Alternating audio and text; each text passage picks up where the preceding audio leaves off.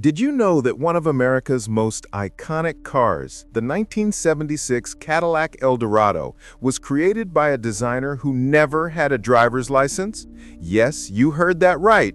The man responsible for defining what luxury on wheels meant in the 70s never drove a single block in his entire life. We're talking about Bill Mitchell, the legendary General Motors design chief who transformed pieces of metal into true rolling works of art. And the 1976 Eldorado? Oh, that was the swan song of an entire era, the last celebration of American extravagance before everything changed forever. Look, grab your coffee, sit down, because this story is too good.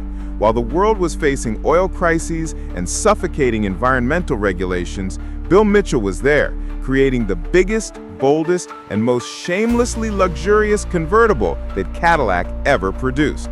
A car almost 20 feet long that weighed more than 5,000 pounds and basically screamed, "Yes, I'm big, I guzzle gas, and I don't care." But here's the insane paradox. This car wasn't created for the future. It was created as a nostalgic farewell letter to the past.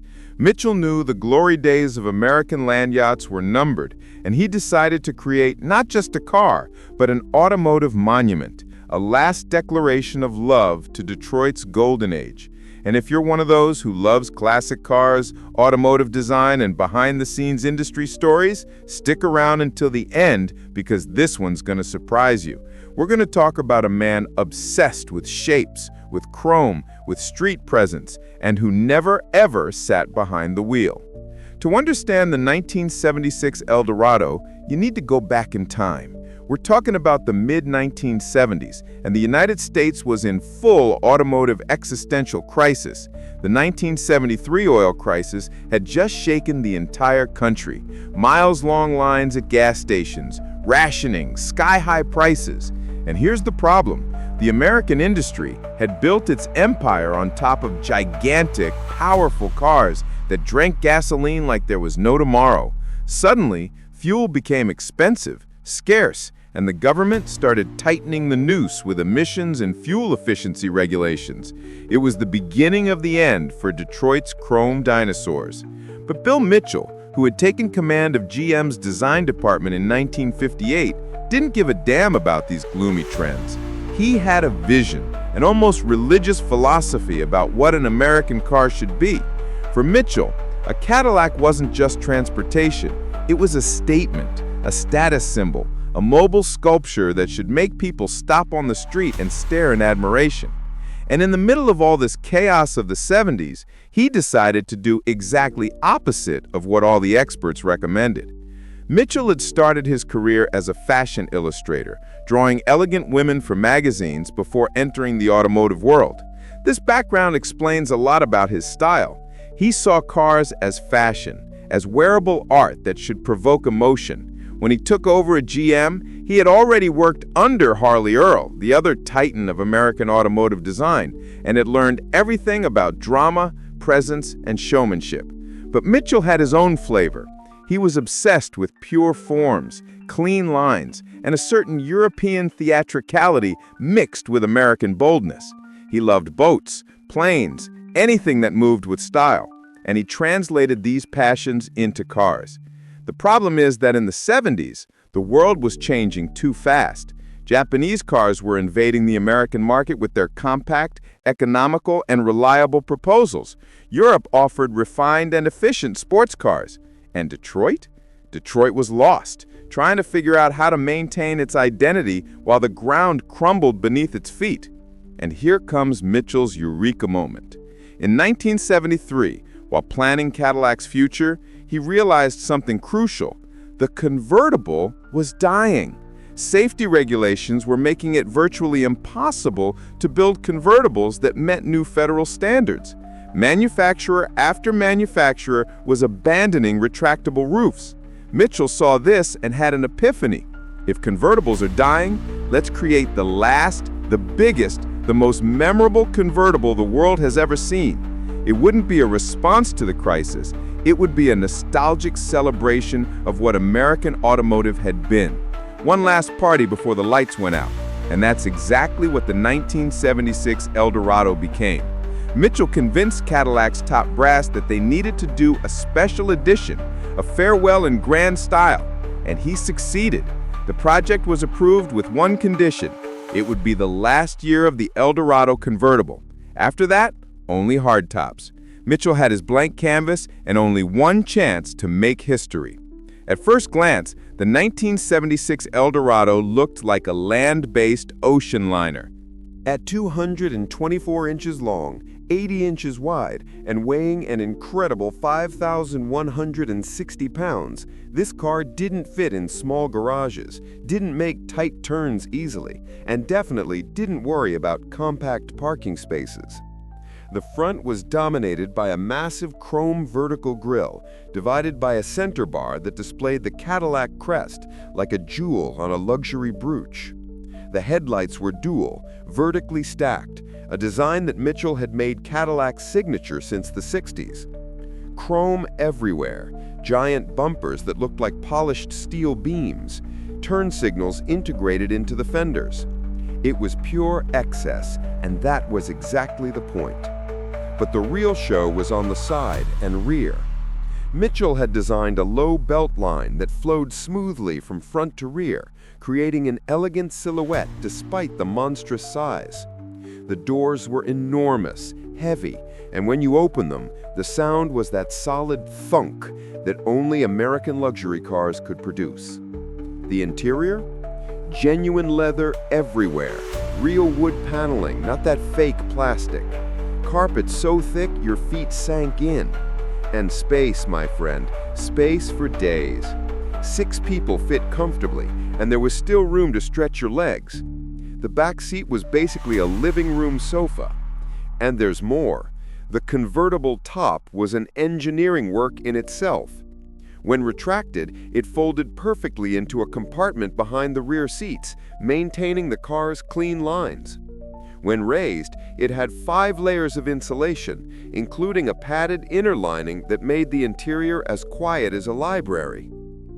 Now comes the technical part that engineers loved and environmentalists hated. Under that giant hood lived an 8.2-liter V8 engine, 500 cubic inches in American measurement. This monster produced 315 raw horsepower and an impressive 484 pound-feet of torque. It works like this. You stepped on the accelerator, and that engine roared with a deep guttural sound you felt in your chest. The acceleration wasn't explosive. It was majestic, like a ship starting to move. 0 to 60 miles per hour in about 11 seconds, which for a car of this weight and size was impressive. The transmission was a 3-speed automatic, the Turbo Hydromatic 400, known for being virtually indestructible. The engineers didn't stop there. The Eldorado had front-wheel drive, something rare in big American cars of the era. This helped with stability and traction, especially in bad weather. The suspension was fully independent at all 4 wheels, with torsion bars in front and coil springs in back. The result? A car that floated over road imperfections like a cloud. You could go over a speed bump and barely feel it. The brakes were discs in front and back, with flow power assist. And here's a fascinating detail. The steering system was hydraulic with variable assist, meaning the faster you went, the firmer the steering became. At low speed, you could maneuver that giant with just 2 fingers. The fuel consumption? Well, let's be honest, it was catastrophic. We're talking about something around 14 to 16 miles per gallon at best. In the city, it easily dropped to 10 miles per gallon. The tank held 25 gallons, and you needed every drop. But you know what's more insane?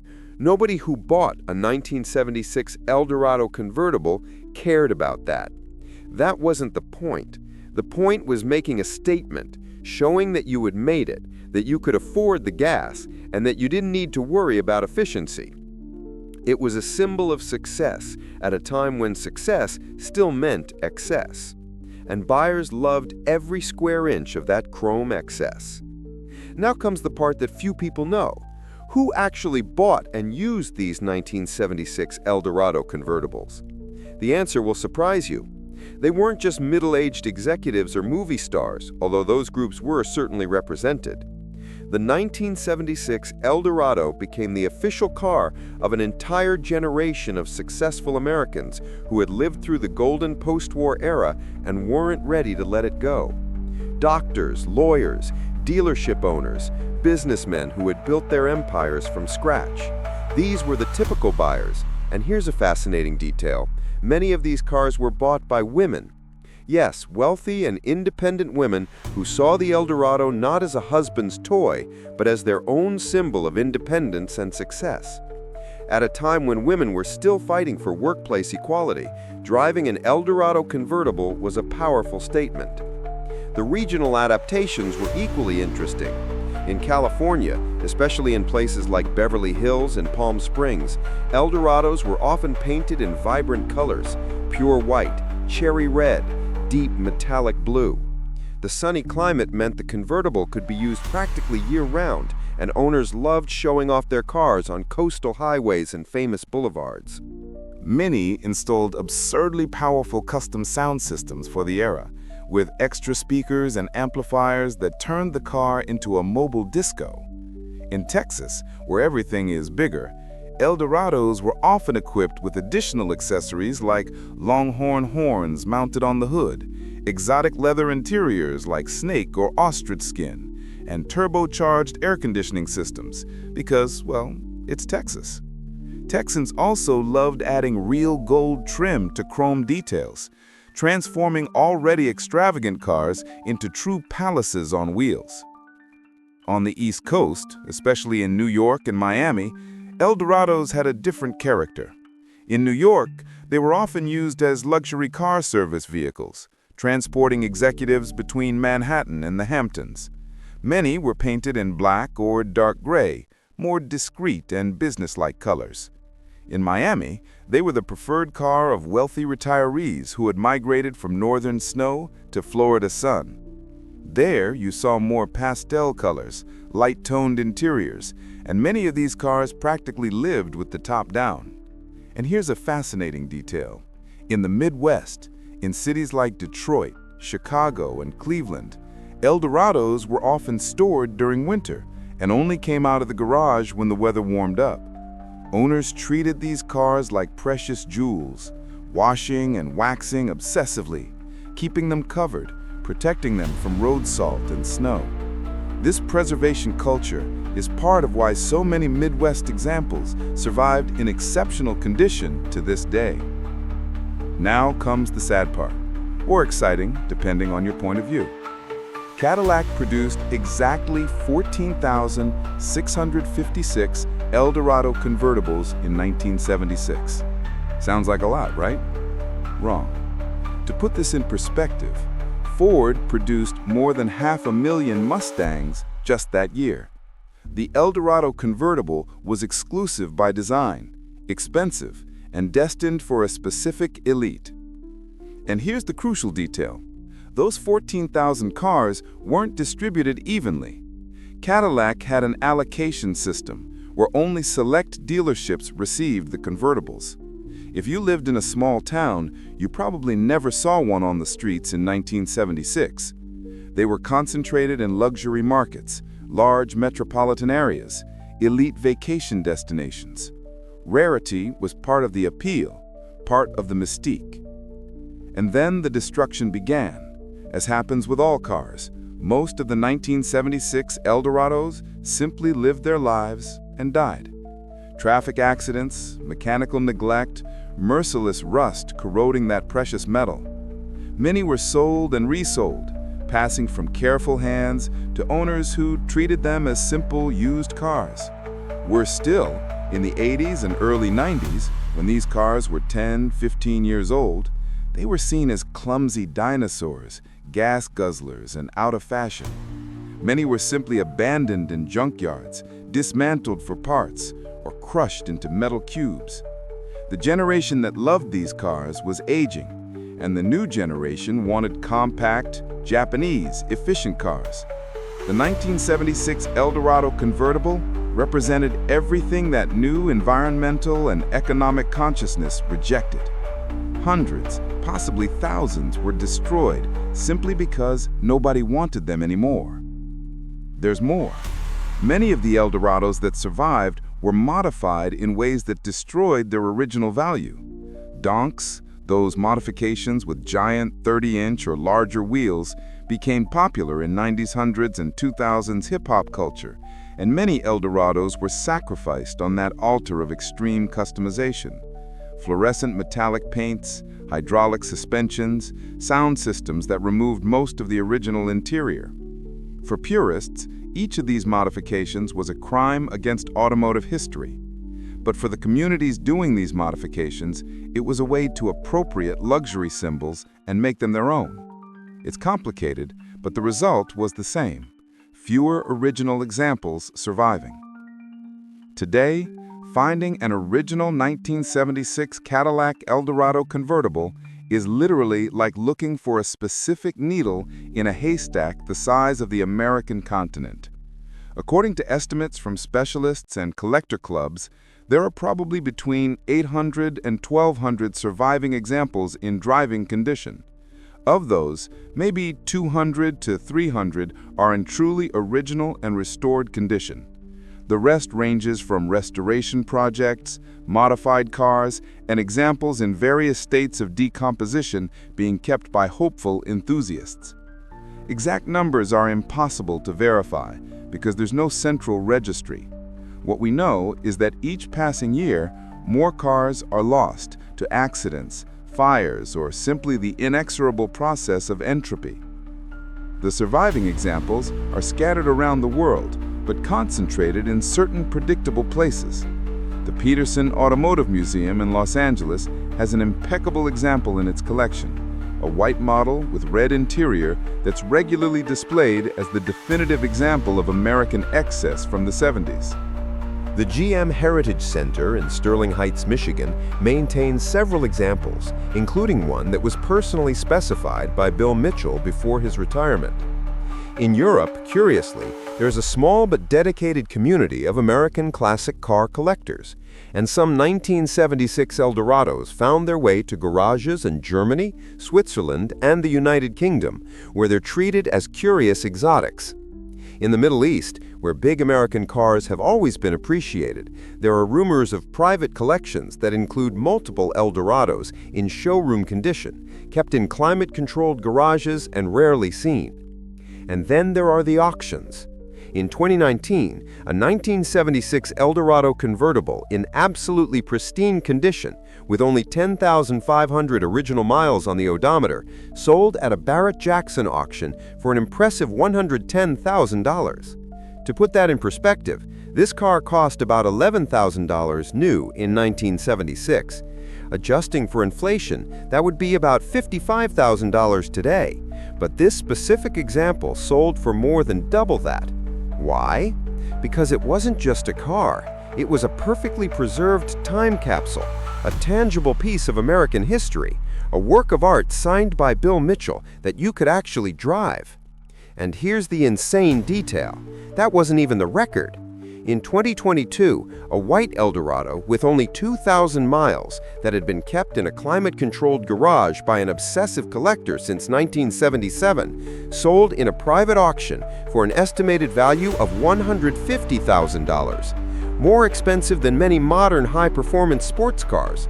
More expensive than some used Ferraris. And why? Because history is priceless. The value of these cars doesn't come from technical specifications. A Tesla Model S leaves the Eldorado in the dust in any objective metric. Acceleration, braking, efficiency, technology, but you can't buy what the Eldorado represents. You can't manufacture nostalgia. You can't recreate that specific moment in American history when a visionary designer decided to create one last monument to excess and optimism. Each surviving 1976 Eldorado is a functional time machine, a direct portal to an era that will never return. And that's what collectors are really buying. They're not buying transportation, they're buying a piece of the American dream crystallized in steel and chrome. Now, look, I know the 1976 Eldorado was, in many ways, a dinosaur even when new. It consumed fuel as if it were infinite, was too big for any practical purpose, represented values that many see as outdated. But here's the thing. Separating engineering from ideology is essential. The Eldorado isn't about glorifying waste. It's about recognizing a specific moment of human creativity, of artistic vision applied to industrial design. Bill Mitchell and his team weren't trying to save the planet. They were trying to capture beauty, presence, emotion. And in that specific objective, they had absolute success. You look at a 1976 Eldorado and feel something. Admiration, nostalgia, maybe even a bit of envy. That's design working at the highest level. It's not about glorifying an era of irresponsible consumption or denying the realities of climate change. It's about engineering, about innovation under extreme pressure, about artists making art within the limitations of their times. Bill Mitchell created the Eldorado knowing it was a farewell. He wasn't trying to solve the future. He was celebrating the past with every line, every curve, every chrome detail. And there's something deeply human in that. This need to mark important transitions, to create monuments to moments that are disappearing. The great ocean liners did the same thing in the 60s, creating increasingly extravagant luxuries, even as jet planes made them obsolete. It's how we humans deal with change. We create art. And that's why cars like the 1976 Eldorado need to be preserved, not as celebrations of outdated values, but as honest historical testimonies of who we were, what we valued, how we thought about progress and success. Future generations deserve to see these objects, study them, understand the context that created them. They tell stories about economics, culture, technology, art, all intertwined in those more than 2 tons of metal. And when we see how people react to these cars at shows and museums, it's clear they still have power. Kids who will never live in a world of cars like this are still fascinated. Adults who normally don't care about cars stop and stare. There's something universally appealing about excellence executed without apology, about vision pursued to its logical conclusion. Now look, I know the 1976 Eldorado was, in many ways, a dinosaur even when new. It consumed fuel as if it were infinite, was too big for any practical purpose, represented values that many see as outdated. But here's the thing. Separating engineering from ideology is essential. The Eldorado isn't about glorifying waste. It's about recognizing a specific moment of human creativity, of artistic vision applied to industrial design. Bill Mitchell and his team weren't trying to save the planet. They were trying to capture beauty, presence, emotion. And in that specific objective, they had absolute success. You look at a 1976 Eldorado and feel something. Admiration, nostalgia, maybe even a bit of envy. That's design working at the highest level. It's not about glorifying an era of irresponsible consumption or denying the realities of climate change. It's about engineering, about innovation under extreme pressure, about artists making art within the limitations of their times. Bill Mitchell created the Eldorado knowing it was a farewell. He wasn't trying to solve the future. He was celebrating the past with every line, every curve, every chrome detail.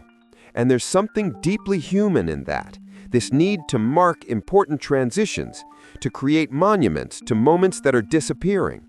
The great ocean liners did the same thing in the 60s, creating increasingly extravagant luxuries, even as jet planes made them obsolete.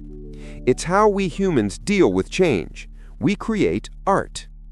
And that's why cars like the 1976 Eldorado need to be preserved, not as celebrations of outdated values, but as honest historical testimonies of who we were, what we valued, how we thought about progress and success. Future generations deserve to see these objects, study them, understand the context that created them. They tell stories about economics, culture, technology, art, all intertwined in those more than 2 tons of metal. And when we see how people react to these cars at shows and museums, it's clear they still have power. Kids who will never live in a world of cars like this are still fascinated. Adults who normally don't care about cars stop and stare. There's something universally appealing about excellence executed without apology, about vision pursued to its logical conclusion. Now, if you made it this far, total respect. This story of Bill Mitchell and the 1976 Eldorado required hours of research in archives, conversations with collectors, deep dives into technical specifications that most people find boring. But if you found it fascinating, leave that like down below. Seriously, it helps a lot. The YouTube algorithm is a strange creature that decides what to promote based on engagement, and your like tells the algorithm that content like this deserves to be seen by more people. And if you're not subscribed yet, subscribe and hit that bell because there's a lot more obscure automotive history coming. I'm talking about cars you've never heard of, designers who changed the world without recognition, secret projects that almost happened. Now, tell me in the comments, have you ever seen a 1976 Eldorado convertible in real life? Do you have any family stories about classic American cars? Did your grandfather have one? Your uncle? Tell me down below, because I read all the comments and I love these personal stories. They add layers of human context that no formal research can capture. And for those asking about the next video, I can already preview, we're going to talk about the Tucker 48, the car that almost changed Detroit in the 40s and was destroyed by conspiracy, greed, and politics. After that, there's one about the Tatra 87, the Czech aerodynamic car that Hitler supposedly ordered banned because Nazi officers were dying too much from driving too fast. And then we're going to dive into NSU's rotary engine concepts in the 60s that almost killed the company. The mission of this channel is simple: rescue forgotten stories from automotive history. Not the obvious hits everyone knows, but the hidden gems, the almost happened, the moments of brilliance that were overshadowed by more famous cars. The 1976 Eldorado fits perfectly into this mission. Everyone knows Cadillac, but how many people really know the story of the last convertible? Of the man who never drove but created icons? Of the specific moment when an entire era was consciously closed with one last statement of unbridled luxury? These are the stories that deserve to be told, remembered, preserved. So that's it. I hope you left here knowing something you didn't know before, feeling that itch of satisfied curiosity that good stories provoke. Bill Mitchell died in 2001 at 88 years old, having lived long enough to see his designs become venerated legends. The 1976 Eldorado he created keeps rolling, a little slower, a little rarer each year, but still doing what it was designed to do: make people stop, stare, and remember when cars were more than transportation. They were dreams made of metal. Until next time, and thank you for being here, really.